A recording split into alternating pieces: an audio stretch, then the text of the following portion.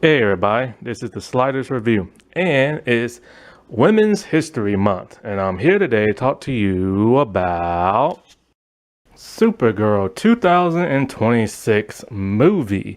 So, before I start, yes, I know it's not Women's History Month. It's no longer March, but this movie came out like after March, and so you know how I am when it's a female centered thing. I use my template. So that's that. And before I start, let me just say no. In no way, shape, or form am I some type of like incel bigot. No, neither do I like scream the word woke or anything like that.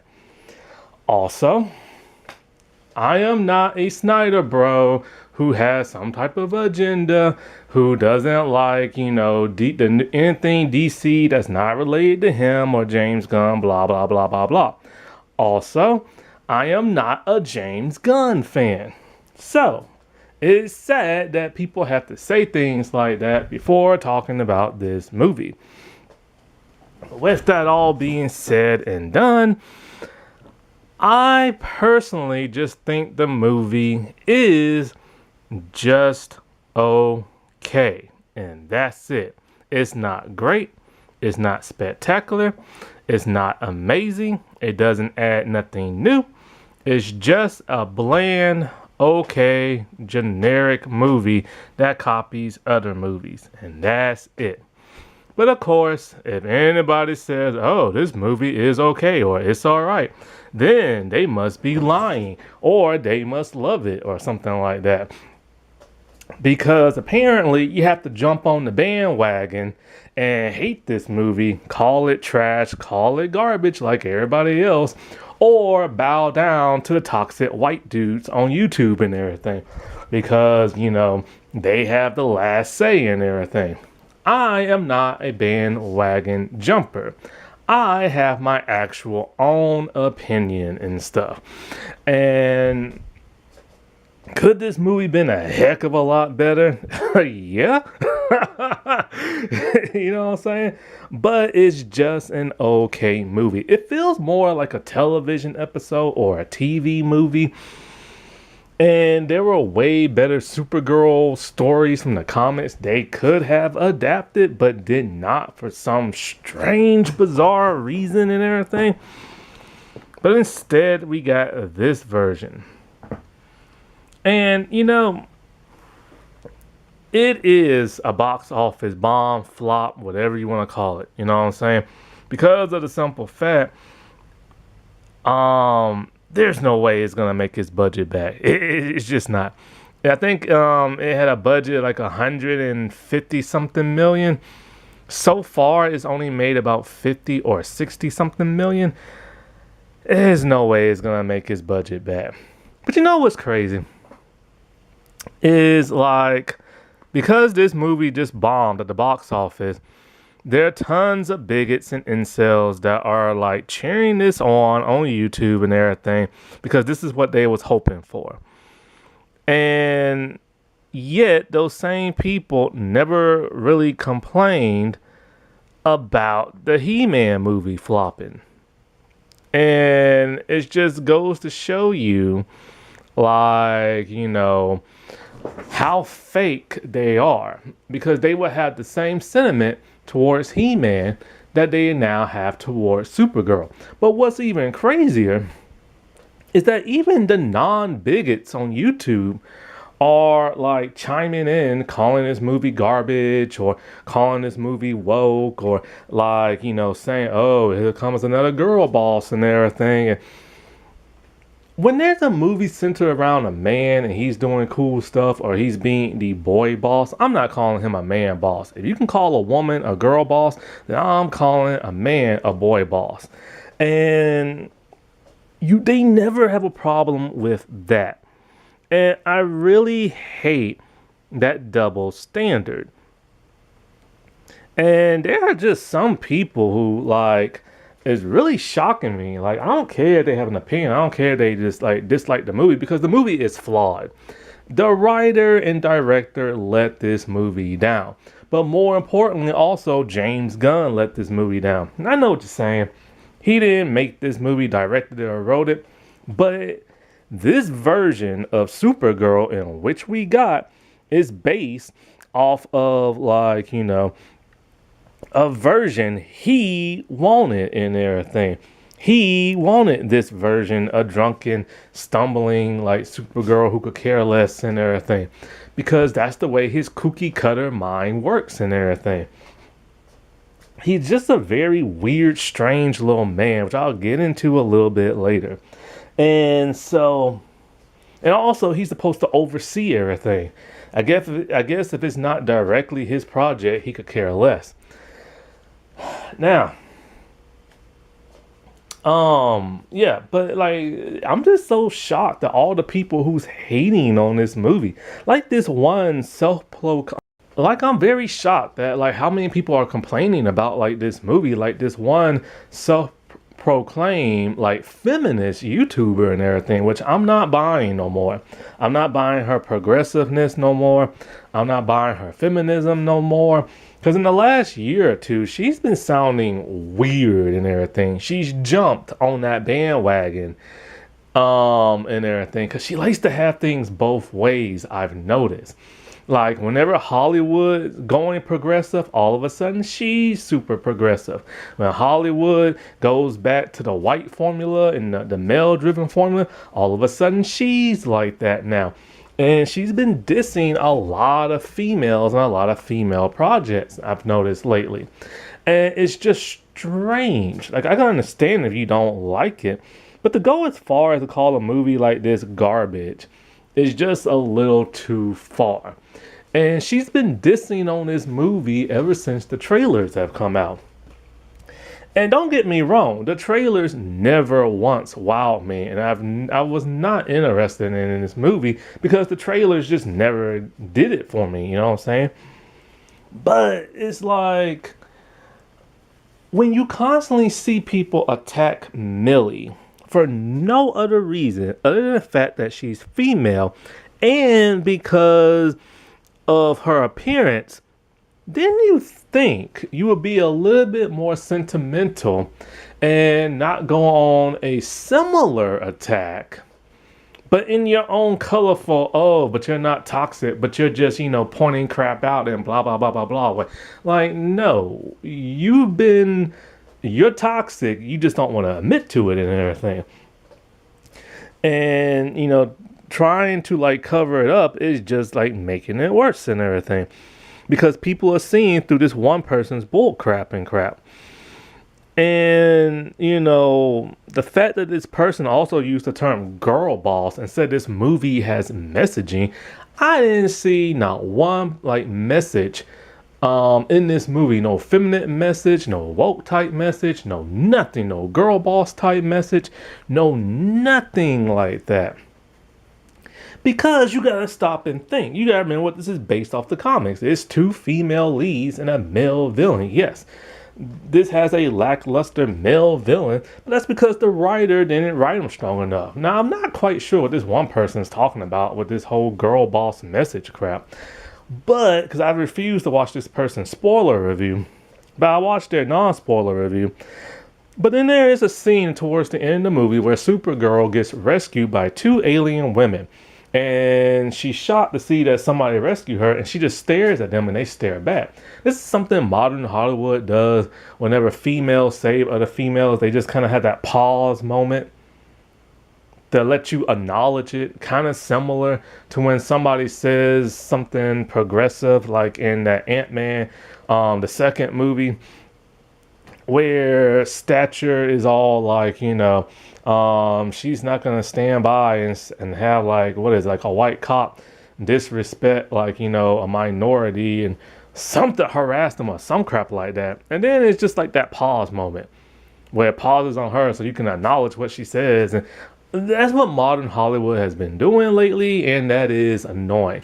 However, with that being said, how come, if that is what she's talking about, when I don't know if she's talking about the girl boss, like messaging, if that scene is what she is talking about, then why don't people say the exact same thing in the first Sam Raimi Spider-Man movie when the New Yorkers helped him out towards the end of the movie, and it focuses on two guys and everything? Or the first Amazing Spider-Man movie where once again, like, a bunch of men help Spider-Man out. Nobody complained about that because it's men helping men. But oh no, don't let a woman help a woman and everything. But,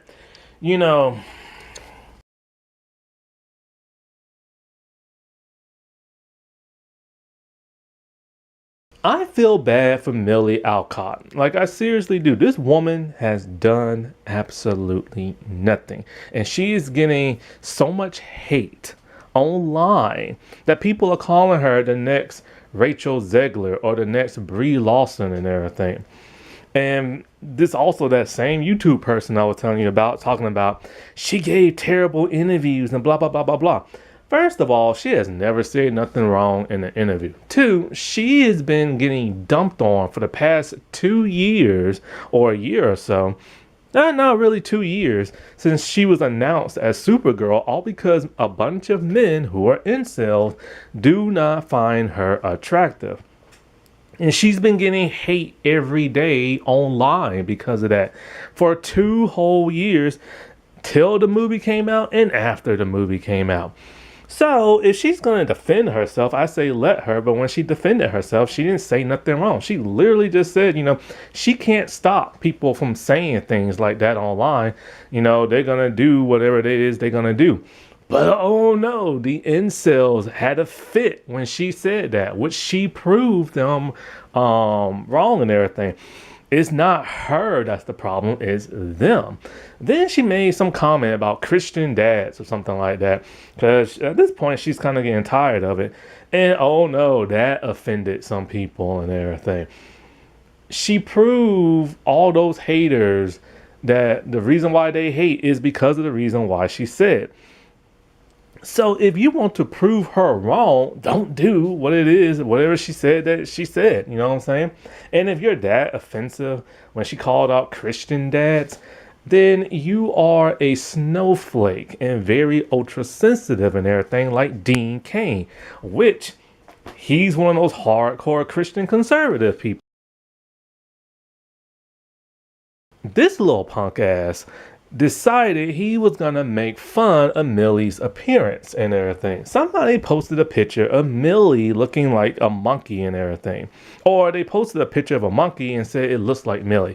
He claimed, he laughed a little. Okay, first things first. Dean Cain used to be Superman back in the adventures of Lois and Clark in the 90s. That's him on the left as Superman. This is him on the right. This man ain't got no room to make fun of nobody. This man has let himself go. And he can't use the excuse, he just gave birth to a child. That's an excuse a woman can use and everything as to why she's overweight. He can't do the same thing because he's a man and everything. But yet, this fool and so many other incels online think they're God's gift to women have the nerve to make fun of Millie's appearance. Yes, sometimes she's feminine looking, sometimes she's not. She has a scruffy face. A lot of women do. Some women even have like manly looking faces. Lots of them do. And that is okay. But yet, a lot of these nerdy middle-aged men who and if you've seen them online, they got the neck beards, they got the buck teeth, they got the cross eyes, they got the lazy eyes, they got the bald heads, they got the balding heads, and they have the big guts, have the nerve to make fun of this woman's appearance. And this failed actor who, by the way, could not lead his own Superman show. They had to have a female co-star be like, his anchor and everything because he couldn't lead the show on his own with the Superman and Lois show. So they brought in Terry Hatcher. And not only that, he's also best known for Ripley's Believe It or Not. which once again he could not lead on his own and had to have a female co-host. This failed actor has no room to speak of anybody's appearance and everything. He's just another bitter conservative actor who's not getting no acting roles and has decided to be a prick online. And not only that, but for him to get mad at James Gunn, Superman movie talking about is woke and like, immigrants, this and that. In case you don't know, Dean Cain's real last name is Tanaka. He is half Japanese. So that means that his version of Superman was played by a half Japanese man. But of course, he's going to change his name because he knew in Hollywood he wasn't going to get nowhere if people knew he was half Asian. And if you're wondering where this picture has come from, this is him training for ICE and failed. Yes, that ICE and everything. This man is scum and has no business talking about how anybody looks. And then gonna come up with something stupid talking about, wait a minute, this Supergirl has pierced ears. How was she able to pierce her ears if she has like skin that's strong as steel? Lord, don't even get me started with comic books and how Superman is able to shave and all kinds of other crap. And the movie literally has her go off planet to where there's a red sun so she can get drunk because she can't do it under a yellow sun. And if he knew anything about the comic, he probably would have known that then. And also, Krypton did not have a yellow sun. Or she could have just used her heat vision. This is what this woman has had to deal with for 2 days, every day straight. And people need to give her a break. It is not good for her mental psyche and everything. And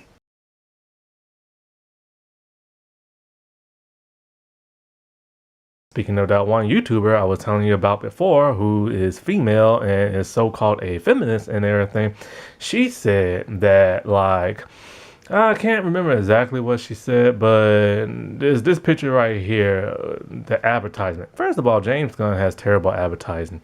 But anyway, it's Millie, with the Supergirl comic and dressed like Supergirl and stuff like that. And she's all like, maybe if Millie would have been like a comic reader, she could have helped this movie out. But if you're not a fan of like the source material, how do you expect like your movie to do any good? That is the dumbest take I have ever heard. First of all, you want to know who don't read comic books? Hugh Jackman. And look what he did with that. He made Wolverine amazing. And he's not even an avid comic reader. I don't even know if he picked up a comic because he wasn't allowed for the X-Men movies. You want to know who also doesn't read like comics or mentions reading comics? Michael Keaton. And look how amazing his Batman is. Christian Bale, and the list goes on and on and on. You don't have to be a comic book reader or a lover of the source material in order to get it.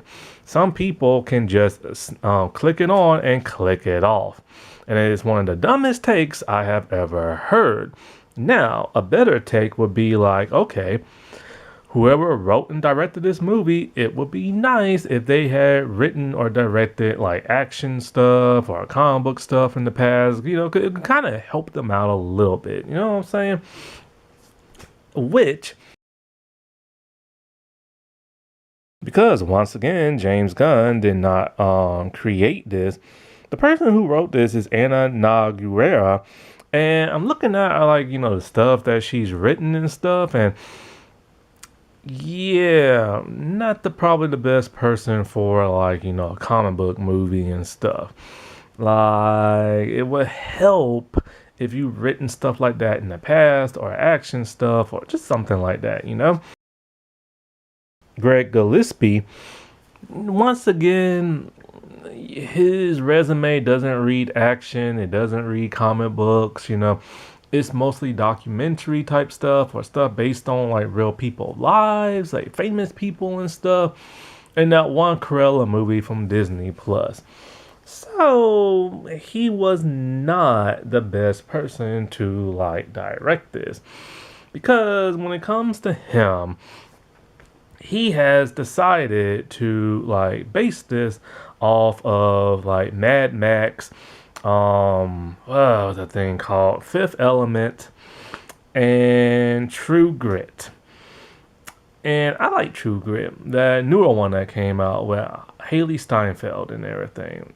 I own that movie. I only watched it once when it came out. I gotta watch that again. What's the point of owning a DVD if you're not gonna watch a DVD?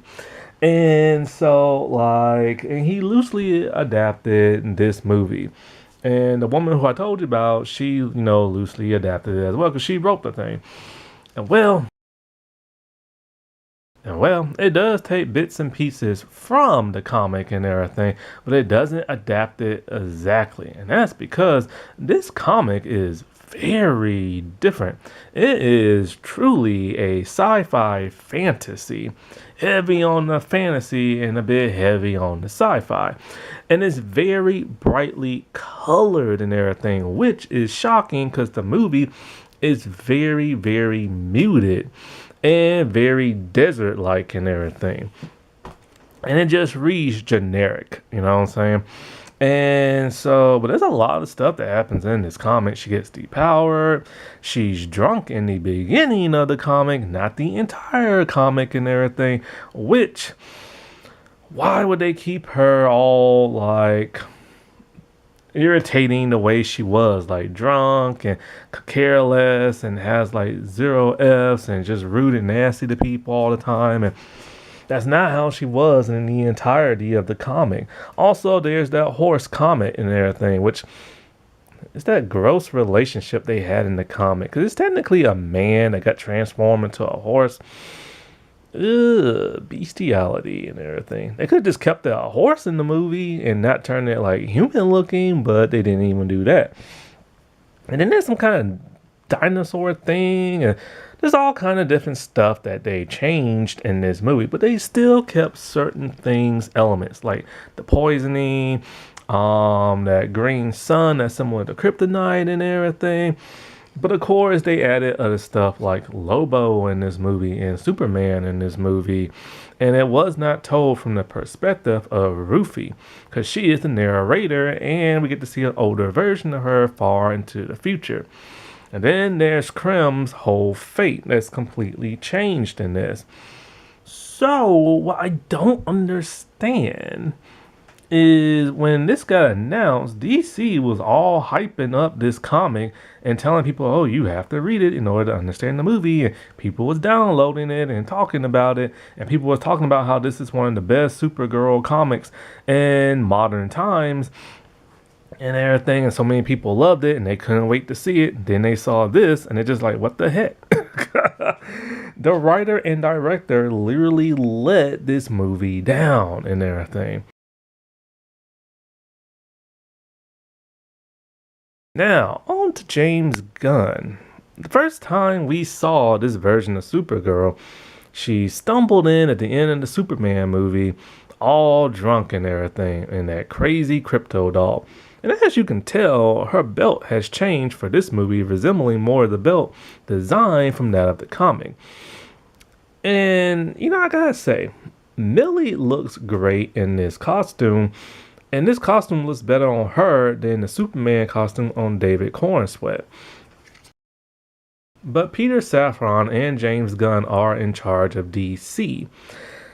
Honestly, I don't see them being in charge for much longer. I don't think the Ellises are really going to keep them. I just don't. And I really don't believe nothing James Gunn has ever said. This man constantly contradicts himself. Like with the whole Flash movie.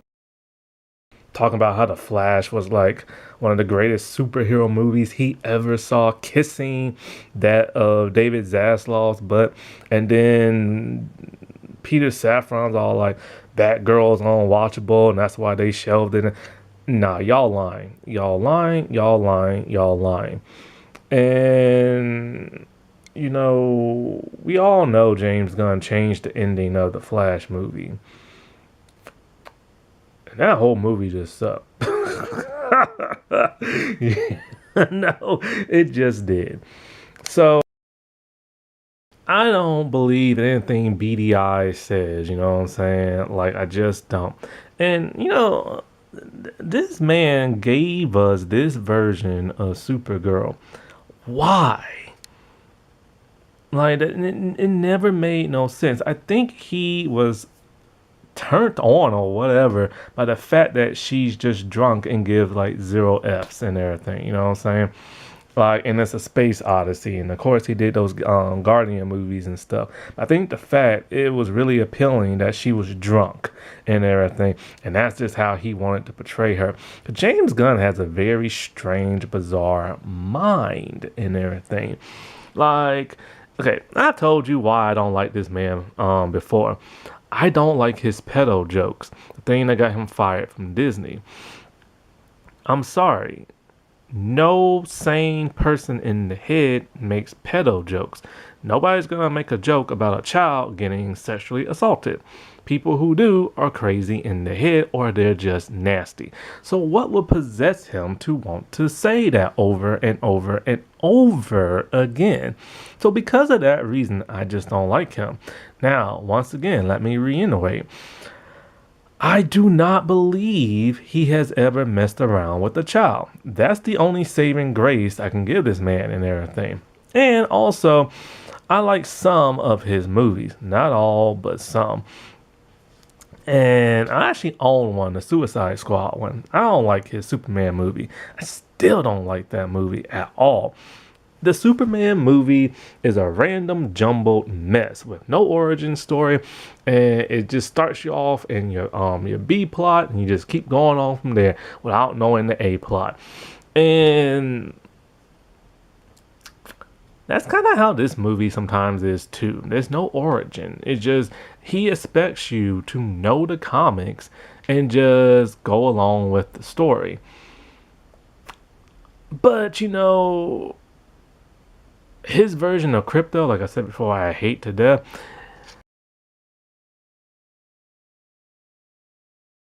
I hate this dog. I hate this dog. I hate this dog. It's CGI and I hate this dog. And this dog is a menace. And I hate this dog always bouncing around and tearing stuff up. I truly believe that's how James Gunn mind works, just bouncing around and doing random stuff and just being as chaotic as possible. So I think he based this dog off of his personality. And it's like, I don't understand his vision for the DCU. I don't think he understands his vision for the DCU. He had a slate of movies and projects that said they all supposed to connect to each other and work, but now some of them are dropped, like The Authority and that Rick Flag Sr. movie. And a lot of his stuff is tying in so weirdly and everything. Like the Authority, and that Superman, now that Supergirl, and his Peacemaker, and Creature Commandos, and Rick Flag, and now this man has came up with a Jimmy Olsen and Gorilla Grodd television show where I guess they solve like mysteries or like some kind of murder or report. Who the heck wants that? And not only that, but he said other projects that's not connected to his were supposed to be Elseworld and everything. But now some of that stuff is getting folded into his, like that Green Lantern series. That was not originally his DCU or his DCU Green Lantern. He had Guy Gardner. And Guy Gardner, of all stinking people, the one that everybody hates. But now, for whatever reason, he has folded the Green Lantern show into his, and they both look completely different from one another. That's not a person who has a vision or has a plan. And then there's the Clayface movie, and I'm just kind of like, I don't get this man. Like, I don't. He seems like a man child who just does random things and just, like, why in the world would you not adapt one of these two Supergirl movies? So, Batman, Superman Apocalypse, and Superman Brainiac. They're two animated movies. One's both of them actually based on comics and everything. And they have like an origin of like Supergirl. I would have assumed that he would have picked the one on the left and everything. because that was a better origin story. And it's a heck of a lot more interesting. And now, but he doesn't have a Batman yet, and he doesn't have a Wonder Woman yet. But yet, we're about to have two Superman movies, and now we have a Supergirl movie, and we don't have a Batman or Wonder Woman yet, or a Justice League. But he has stated he just doesn't want to have Darkseid be a big bad and everything because of the whole Thanos thing. Who the freak cares? Bring in somebody, who's going to bring in money. And, but then here's the thing. Why not adapt the Superman Brainiac one? Brainiac is going to be in Man of Tomorrow. Having Brainiac and Man of Tomorrow, him and Lex going up against that. And Supergirl is also supposed to be a Man of Tomorrow. And so now is Rufy, of all people. So it would have made sense if her origin story in Argo City would have been tied to Brainiac, putting it under that dome and this and that. That's simple. That's easy. That it writes itself. Why give us the drunken Supergirl and everything, The one who's like sad and depressed, and all this other crap. And, I just don't get it. Now, I do have a weird theory. It might sound a little gross, but just hear me out. You know how I said, I do not believe he's ever messed around with a child, but yet he makes pedo jokes in the past. And of course, those parties he used to go to where people are dressed like little babies and everything.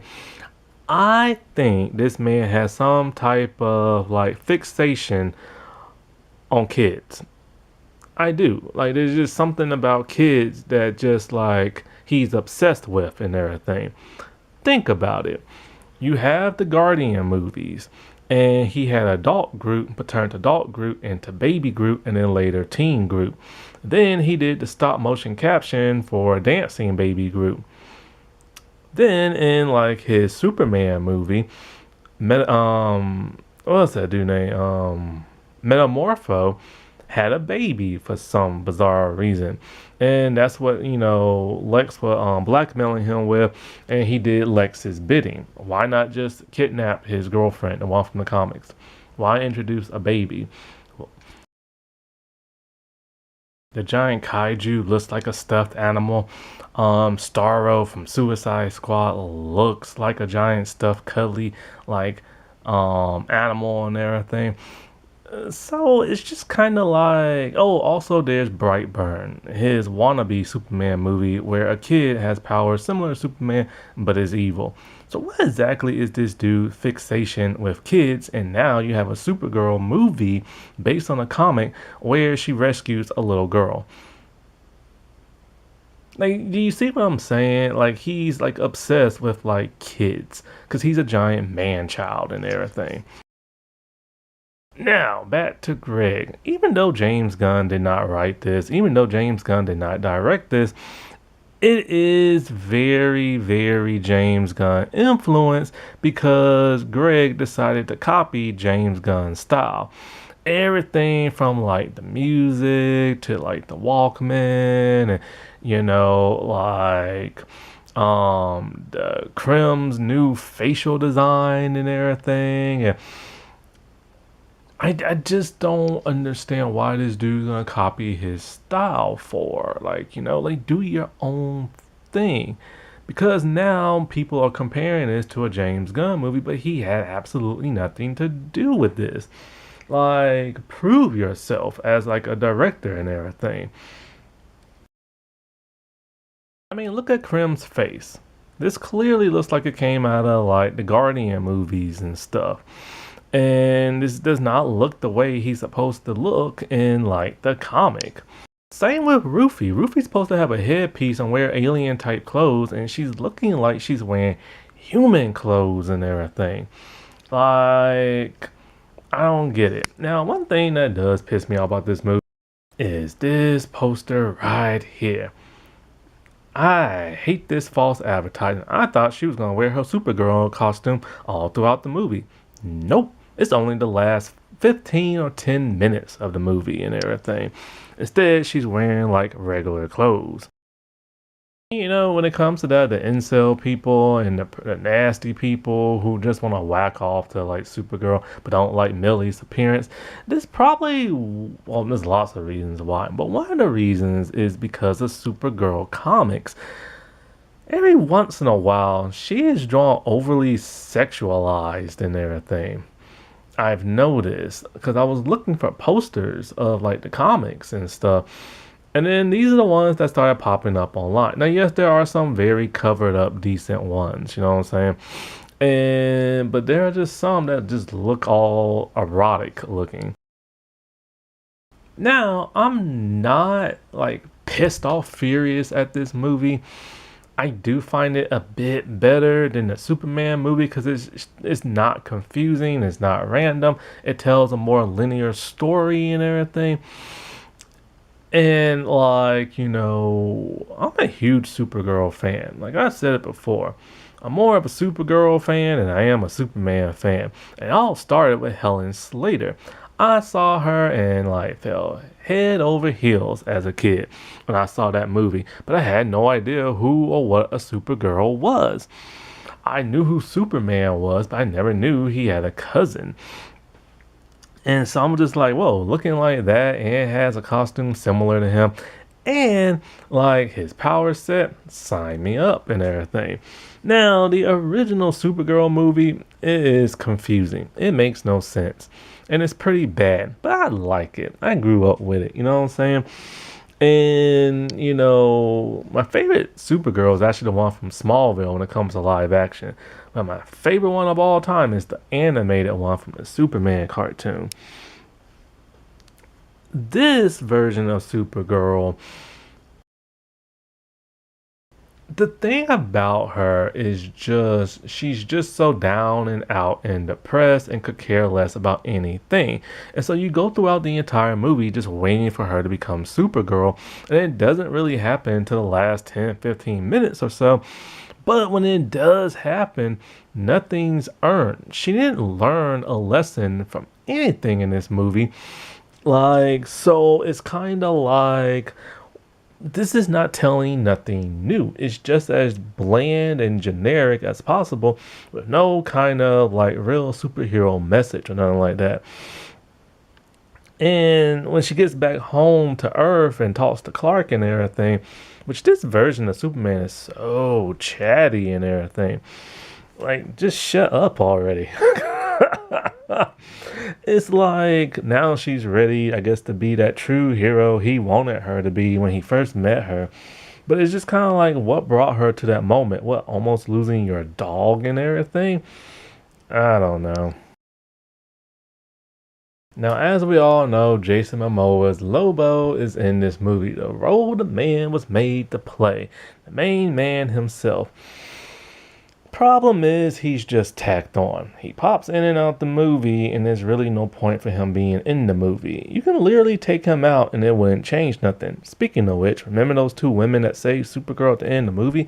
Well, at one point, even Lobo saved Supergirl, but nobody's complaining about that. But it's just kind of like he needs either his own project or something. Funny note, Lobo was actually supposed to be in the comic this is based off of, but the creator said the editors told him just keep it simple and keep it Supergirl related and take Lobo out. So technically he has now appeared in that comic in a manner of speaking. When it comes to this movie, just like with the comic and everything, Supergirl is about to have her birthday, and she's sad and depressed because, she can't spend it on Krypton or Argo City. She can't be with her family no more because they're dead. And so because of this, she just wants to get drunk. And so she goes to a place that has like a red sun so she can do that, just like in the comic. Like I said before, that only happens in the beginning of the comic and everything. But throughout this entire movie, she kind of just stays that way, constantly not being responsible and constantly just wanting to get drunk and everything, and could care less that Clark needs her help and stuff. And so, at some point, she meets that of Rufy. Rufy is a little girl whose parents were killed by Krim, and I think her brother. I forget the reasons why he kills them in the comic, but here it's just because I think her brother jumped the gun and he reacted, killed him, and then decided to kill the other two because he wanted that sword and everything. And so, like, because of this, she wants revenge. The whole True Grit thing from that movie. If you've never seen that movie, go watch it. Watch both versions. There's three movies. The first two, not Clint Eastwood, some dude from back in the day who's dead now. But I watched the one with the dude from Tron, Jeff Bridges, and everything. And so, like, that's based more off the book instead of deviating from the book like the original one did. And so, like, Rufy is kind of just how she is in the comics. She's young, she's annoying, and she wants revenge. But Kara doesn't want to like help her out in the movie and stuff. But then eventually she does, because Krim shoots that of Crypto with like poison. Now he also shoots Kara with poison in the comic, but that doesn't happen too much later. I was so hoping that poison would have took that dog out, but it didn't. She only got 3 days to save him. So she's looking for the antidote. So she's doing this for whole selfish reasons other than trying to help that girl bring this dude to justice. And so like just like in the comic, she experiences a green sun that's similar to kryptonite.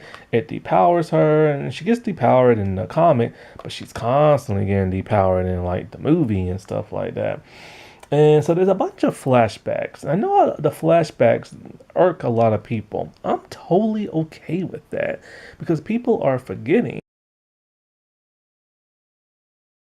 how flashbacks used to be in the early 2000s. See, now in the past 15 years, they're very linear and everything. There's either like an entire episode full of the flashbacks, or you have a person narrating, telling a story, doing things in the modern day, then flashing back. Here, it's because memories are triggering her, the flashbacks and stuff. When Crypto's dying, she sees a picture of him and starts thinking of when she first met him. She's dying, so she's thinking about her dead mother and everything. Her mother was dying of kryptonite poisoning because people on her planet in the city was slowly dying of kryptonite. So, and then, when, she's not responsible enough. She's thinking about when she met Clark and stuff like that. And so I'm totally okay with these flashbacks being so random, like in the movie, And of course, when she recovers from the yellow sun, she puts on the costume and she starts kicking a lot of butt. I love the way she flies. I love the way she fights. But I don't like when she's flying and fighting at the same time because the VFX look like crap. They gave her the early 2000s spaghetti limbs and everything.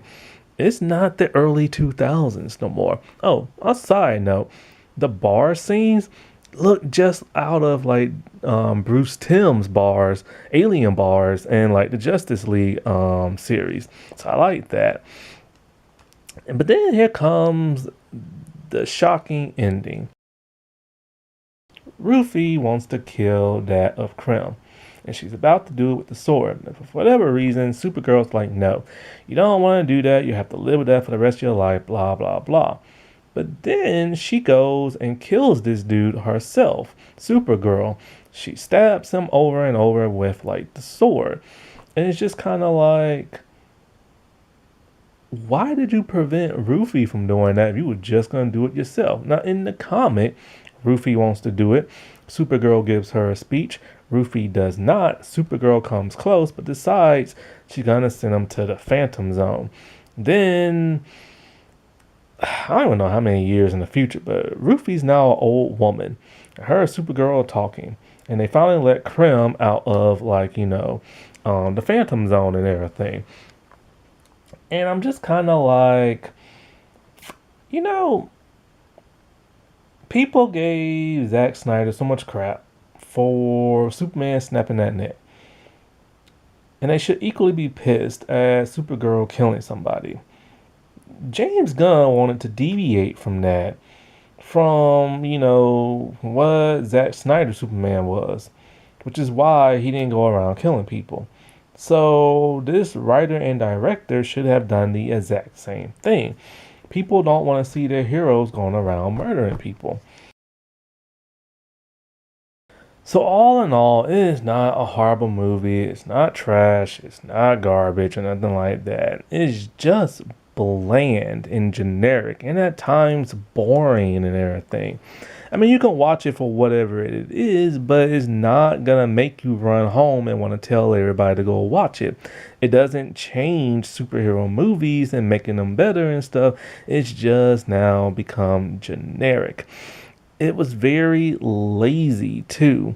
Like, I hope these two never write or direct another superhero movie again. Hope they stay as far away from like DC as possible.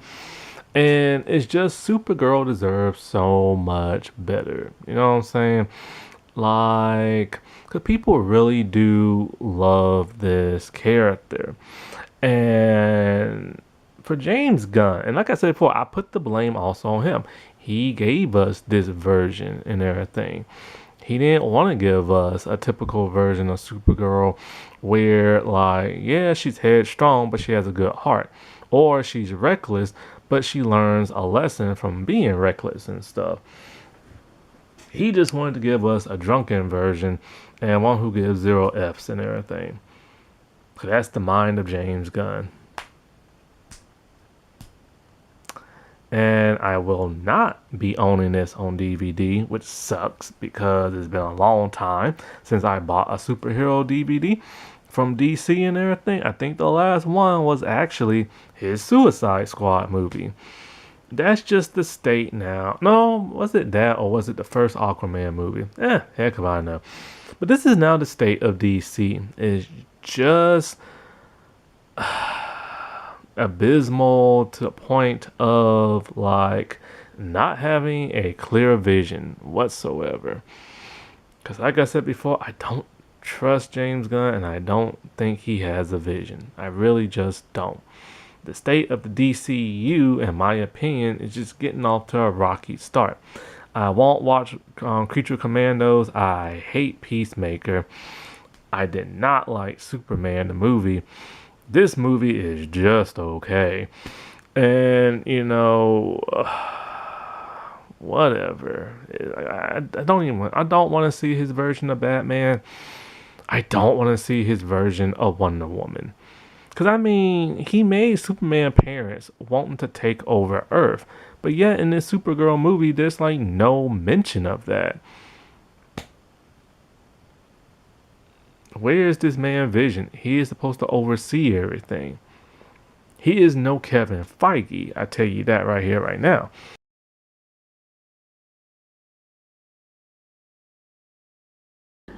Happy Women's History Month, everybody. All right, well, I'll talk to you later. Bye.